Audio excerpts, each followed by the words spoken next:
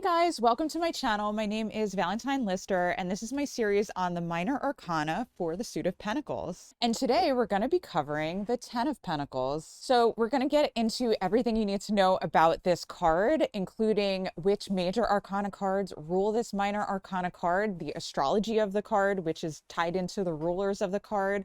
We're going to go into the secret symbolism of the card, including numerology, as well as learning the upright and the reverse meanings. So you're going to get to know this card really well so you don't confuse it with the other cards. They don't just fuse into one another. You really understand it. So when you pull it, you know what's happening, you know what's going on. And just a quick intro, if you don't know me, my name again is Valentine Lister. I'm a professional astrologer and tarot card reader. And on this YouTube channel, I love to share about astrology, tarot. I do some forecasting every week. I do a weekly forecast. And I also do as well videos on spirituality, like spiritual practices that I use, that I really love, that I think you guys need to know about.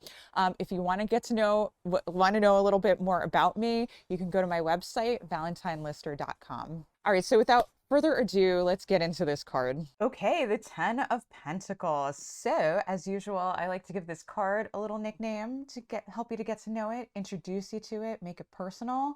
And I like to call this card Having It All.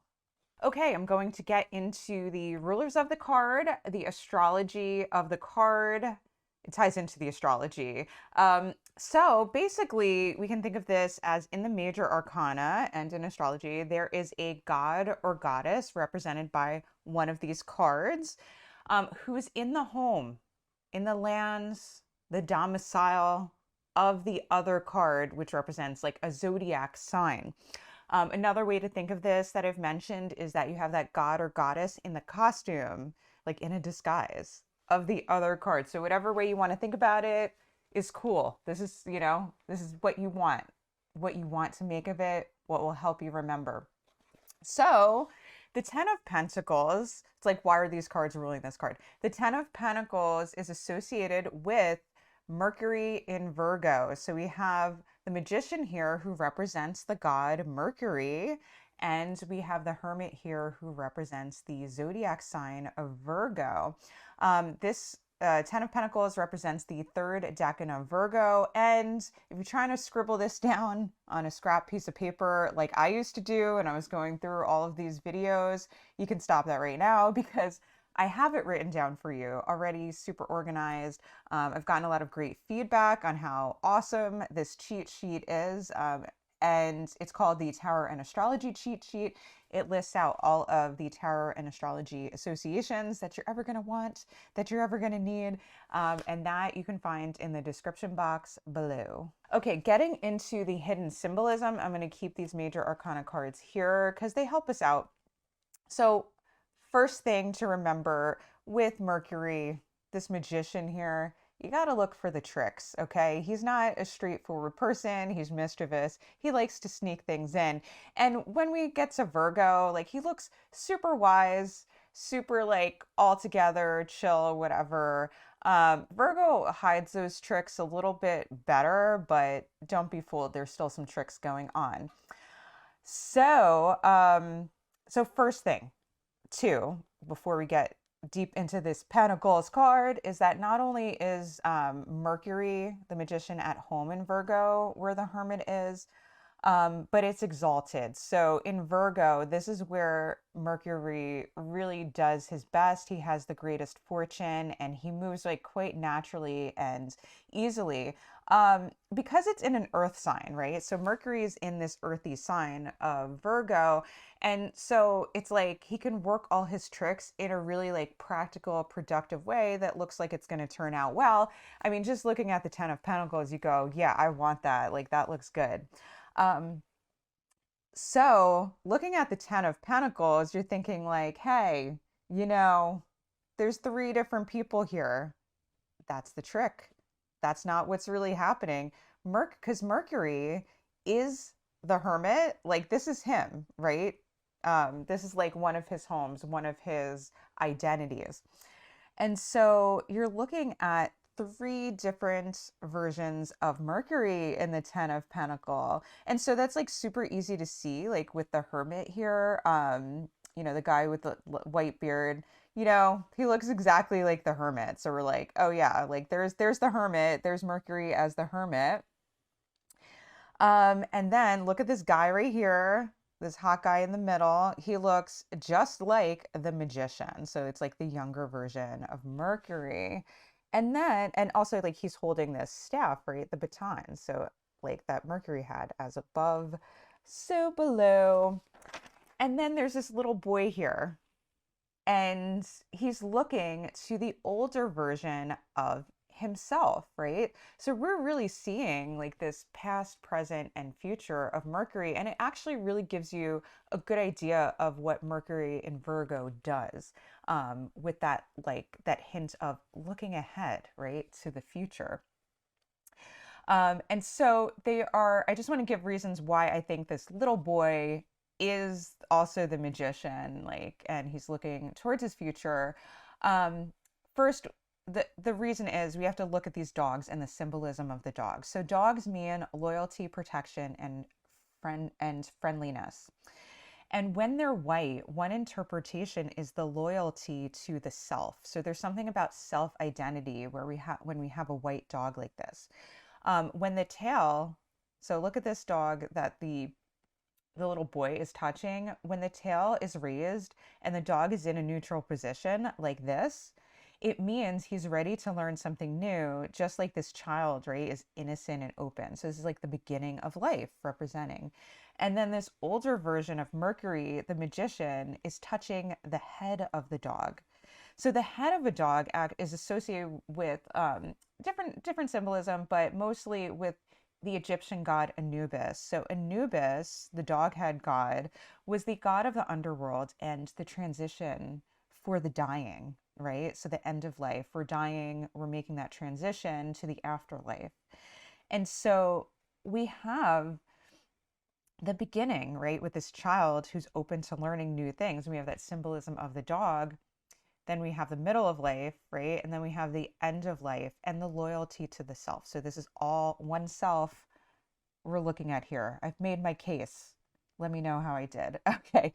So again, we have this huge clue about how Mercury in Virgo works, and that Mercury in Virgo is about planning out and executing each step of life with like what seems like ease to others. So like this little boy can look ahead, right, to this hermit, to this older version of himself, and like go, okay, this is the life I want, and actually like figure out how to work his magic, make those steps, make those plans, figure out how to do things so that he gets to this super wise, chill, abundant place. Looks pretty good to me. And then we have like this circle of life, right? This man and this woman look like they're circling each other. Pretty awesome. So Mercury and Virgo can see each step of a practical plan and can see it through to the end, right? And again, can create what looks like magic. And so we also want to look at like the symbolism of what's going on in the walls here. And there's a lot of like symbols and stuff, right? But basically, even like with these black and white lines, we can see like the life plans on the walls, like things that like this Mercury and Virgo guy wants to do. And it's like super organized. These black and white lines are super organized. And if you ever like notice somebody who has like Mercury ruling their first house, right, whole sign house, so it's like their ascendant ruler or chart ruler, or has Mercury in the first house. Like I do have Mercury in the first house. I'm a Sagittarius rising, but Mercury's there. One funny thing is a lot of times you will see they will wear stripes. So stripes, even stones or crystals that have stripes, represent Mercury because he likes to organize and plan things out. And that's something that helps him work his magic. He does have a plan. He's not working spontaneously, although Mercury can fool you into thinking he does. Because the magician keeps his tricks close to home. And so anyway, so even though like this Mercury in Virgo card looks like, again, very serious and can be, there's really like a nice childlike hope and innocence and playfulness to this plan. Like there's this hope of living a good life and being loyal to that childlike innocence, like creating dreams and wonder within you to create the good things in life. So even though like Virgo energy can be like pretty serious or anxious in other signs, but usually it's doing pretty well, super chill, super calm, because it can also adapt the plans as they go. Like there's that playfulness of like, okay, well this one thing isn't working out, so I can just come up with this other plan. And there's really like flexibility and playfulness with that Mercury in Virgo. All right, so just getting into other symbols here, we have these stars here, and they are in the shape of the Kabbalah tree of life. So, really relating this card to the full experience of life and wisdom.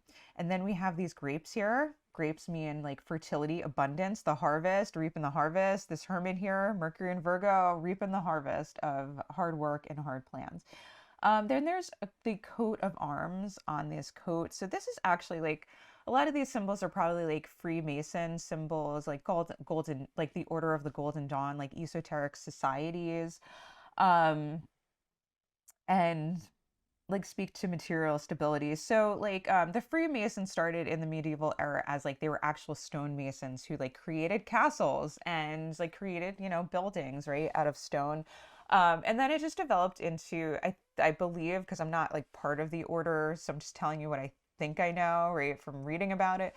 But basically it turned into like a secret society where it was like creating like a moral spiritual belief. Like it wasn't a religion, but it was like spirituality and an esoteric society. And so like the Golden Dawn was like teaching tarot, astrology, the Kabbalah, all these like secret mystery, like wisdom, like wisdom, like gosh, what's the word for it, like beliefs or systems, right? And so that we could live a good life, live by a moral code, live a spiritual life too. There was I believe in most of these societies you had to believe in like a spiritual like power. Like you couldn't be an atheist to join the society, is what I read recently. So like there had to be a belief in something higher, but it was like a universal like spiritual belief. It wasn't like a specific religion, so you could like there was like flexibility in like how you believe that. And I also think of these four spikes as kind of thinking about the four elements. Like the Mercury hat is working with these four elements of like earth, water, air, and fire. And then we have like this like I don't know, this like cool little design here, like that's with like three different things on there. So you could think of that as the creative or spiritual world, the material world, and then the formative world that brings like the spiritual and material together. Um, yeah. All right. And so I'm going to get into the color symbolism next. Okay. So for the color symbolism, there is a lot going on here. So, but it really helps understand the cards. So like there's this green, right, on the hermit basically, and then trees in the background, but that represents this healing, growth, the fertility, the prosperity. But then he's got some passion here. He's not just some chill dude. He's got red all over here, and red represents desire, vitality, passion, and courage. And then we have the white here on the dogs and the hair and stuff that I pointed out before, and that's purity, wholeness, and protection. And then we have like gray, like a lot of gray too, I think, kind of like the mixing of black and white. Um, we have blue, that is purity, serenity, mental clarity, and compassion. Then on the magician, when he's the young guy, he has warmth, energy, activity, drive, and confidence. Super confident, talking to that lady. He's like, I'm going to score tonight. Hello. Okay. And then we have black here, a lot of black. That's protection, banishing, and wisdom. And then we have yellow, like which represents the soul, creativity, optimism, and enthusiasm. Okay, the numerology of this card is represented by the number 10. And so number 10 represents an ending and an end a beginning. So it's both like it's the completion of a cycle, but it's also a manifestation of a new cycle in that you're going to take time to reflect on the last cycle, numbers 1 through 9, and where it went. And so you're going to decide whether to like stagnate in the familiar or to try something new and move forward. Number 10 is about making a decision, transitions, and it's a sign that a decision must be made. All right, so the upright meaning of this card. So it's like all about figuring out how to do life. So if you get this card, it generally means to make plans so that life runs smoothly. It's not like super glamorous. It's like making plans to hang out with friends, work, make money, and even the most mundane things like finding like the best remedies for a headache or other illnesses, putting together furniture, like helping your kid with homework assignments or working on a homework assignment yourself or a job assignment. It doesn't seem glamorous, but then you look back at that time and go, damn, I'm glad I did that. I'm glad I figured out a plan for that.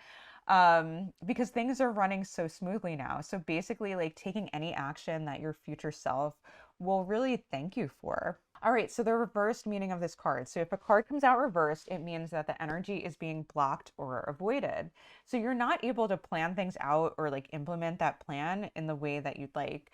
So, like you're either too overwhelmed, the projects, are like just like too big for you, or other people are like interfering or sabotaging your plans.